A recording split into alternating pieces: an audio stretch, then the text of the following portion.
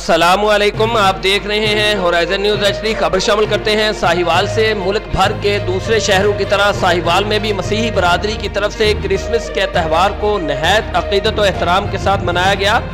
इस मौका पर मसीही बरादरी के अफराद ने अपने घरों को खूबसूरत लाइटों से और झंडियों से सजाया और इस मौका पर खुसूसी तौर पर चर्चेस को नहैत खूबसूरत लाइट्स और झंडियों से सजाया गया।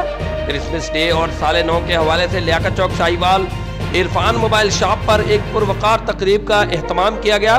तकरीब के मेहमान खुसूसी बिशप इब्राहिम डैनियल, जनाब सैयद अलमदार हुसैन शाह, अपना ग्रुप के चेयरमैन राशिद हमीद, साबिक सदर शेख जीशान, साबिक सदर आसम रफीक, हारतिल अजीज सुफियान खान लोधी, नवीद सुनियारा, इरफान गौरी और हाफिज अली हसन कसूरी ने भी शिरकत की और केक काटा गया।